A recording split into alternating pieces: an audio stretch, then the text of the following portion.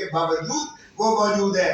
خاطر جمع رکھے, انشاءاللہ تاریخ اس چیز کی گواہ رہے گی کہ جب بھی وقت آیا, جب بھی عوام کو آزادی ملی, عوام حساب لیں گے, سبھی سے حساب لیں گے. جس نے اس آئین کے ساتھ کھلواڑ کیا ہے, جس نے اس ملک کو لوٹا ہے, جس نے 25 کروڑ عوام کو غلام کیا ہے, جس نے عدلیہ کو بے توقیر کر کے پارلیمان کی حیثیت کو منہدم کر دیا گیا ہے. آپ کیا سمجھتے ہیں کہ بوٹوں کے ساتھ آپ جو ہے پارلیمان کے اندر یلغار مار کر بتیاں بند کر کے 10 MLA کو اغوا کر کے آپ لے جائیں گے اور اس طریقے سے آپ ترامیم کروا لیں گے تو کیا قوم مانے گی؟ اور آپ دیکھیں ذرا کہ یہ صرف 10 MLA کو نہیں اٹھایا گیا, یہ پارلیمان کی تصحیح کی نہیں کی گئی.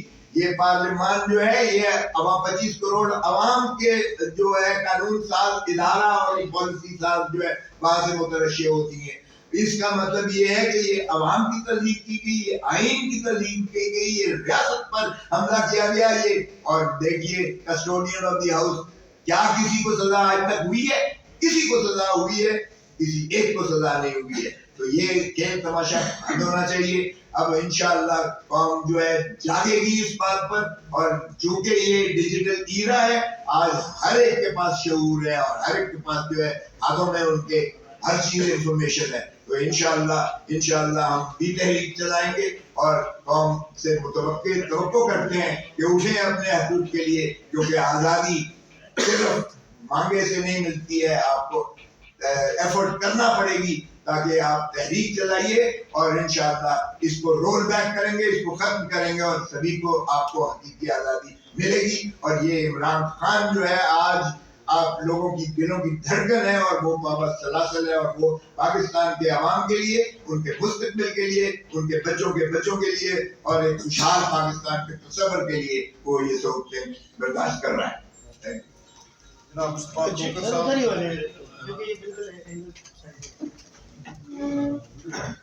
Senior vice president Tehreek Insaf Pakistan.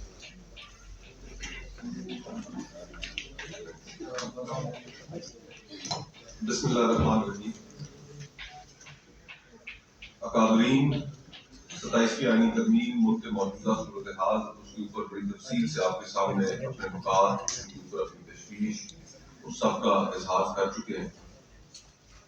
میں نہایت مختصراً ایک اور پہلو کی جانب توجہ دلانا چاہوں گا, آپ حضرات کی بھی, آپ کے توسط سے پاکستان کے عوام کی بھی, اور جن کو میں مخاطب ہونا چاہتا ہوں ان پرٹیکولر. جو ستون 27ویں آئین ترمیم کے ذریعے منہدم کیا جا رہا ہے پاکستان کی عدلیہ کا,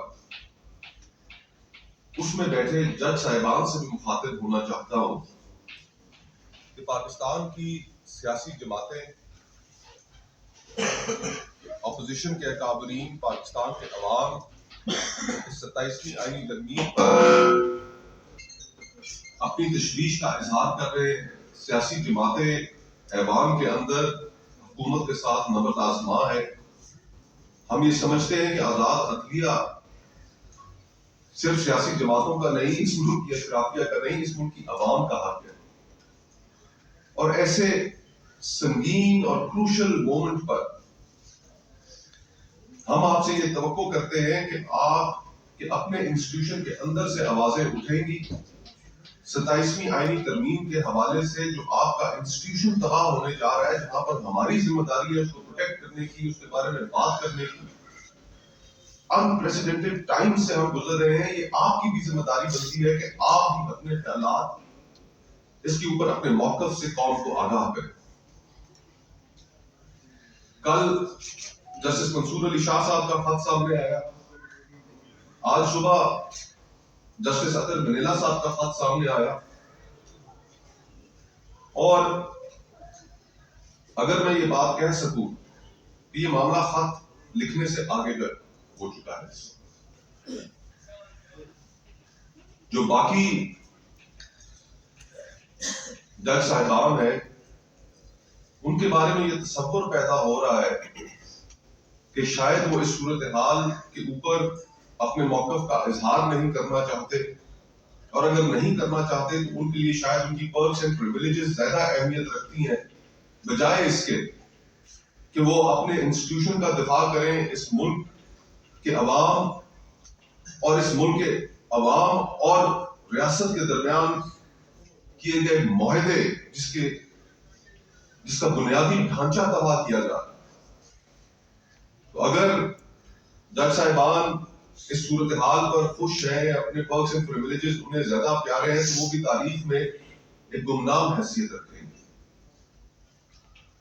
صرف وہی لوگ یاد رکھے جائیں گے جو اس صورتحال کے اوپر اپنا دلیری کے ساتھ، جرت کے ساتھ اپنا موقف دیں گے۔ تو میری تو یہی استدعا ہوگی کہ دیگر جج صاحبان کو بھی عدلیہ کے انسٹیٹیوشن میں، ہائی کورٹس میں، سپریم کورٹ میں سامنے آنا چاہیے۔ جج صاحبان کو لیڈرشپ دکھانی ہوگی، اور یہ جو تصور ابھر رہا ہے کہ عدلیہ ستو پی کر سوئی ہوئی ہے، اس تصور کو انہیں خود ہی ظاہر کرنا پڑے گا۔ ہم اپنے حصے کی جنگ ضرور لڑیں گے، لڑتے رہیں گے، لیکن جو آپ کے کرنے کا کام ہے برائے مہربانی آپ وہ بھی کریں۔ باہر آئیں، چیلنج کریں اس نظام کو، اپنے ادارے کو بچائیں، آپ ہمیں اپنے ساتھ کھڑا پائیں گے۔ بہت بہت شکریہ۔